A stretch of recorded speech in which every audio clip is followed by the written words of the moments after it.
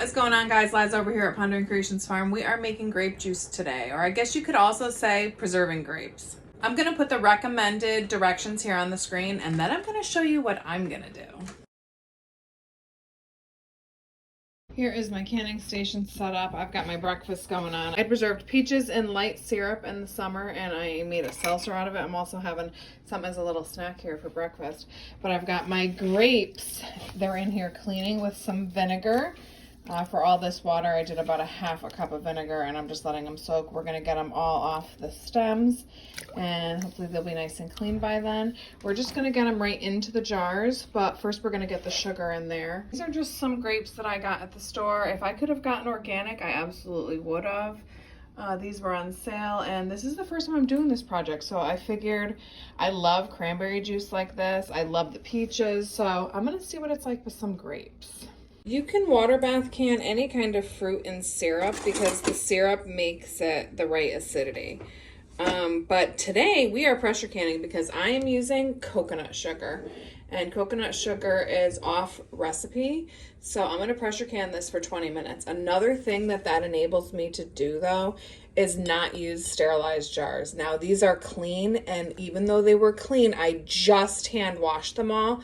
I also checked all of the rims to make sure they were okay, and I actually found one that has these two little marks right here that I am not going to use. That's going to actually go to the garbage because I feel like that would cut someone even using it as a drinking glass.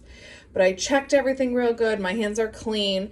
We're going to get these filled up with sugar here on the counter. Then we're going to fill them with the grapes, and then we're going to get them in a cold pressure canner.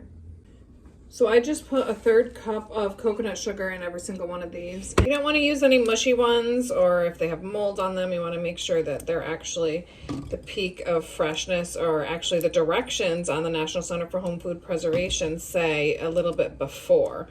I tasted these to make sure they're sweet enough because I would add a little bit of cane sugar to these if they weren't sweet, but they're super sweet. So I'm going to get these filled up about 3/4 of the way, and then I'm going to use some filtered water for this. I'm actually going to warm my water up a little bit just so that this sugar can dissolve and I can give these a shake.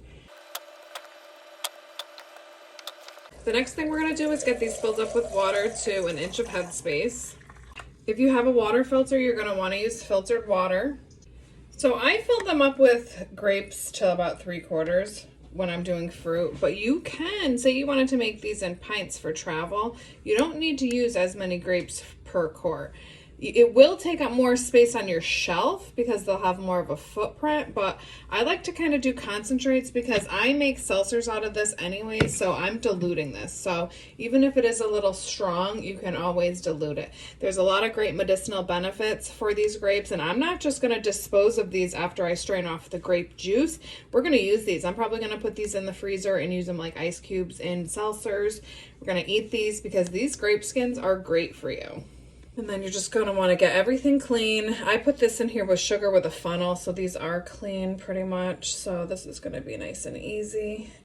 Everyone always says do fingertip tight. I do a little bit tighter than fingertip tight. I don't know if maybe I have weak fingers, but if I don't, a lot of times when I take them out of the canner, like this will be loose. So I don't want to do that. I reuse my rings. I'm not a type of person to put the vinegar into the canner unless I'm doing something really fatty because I feel like it rusts the rings more quickly.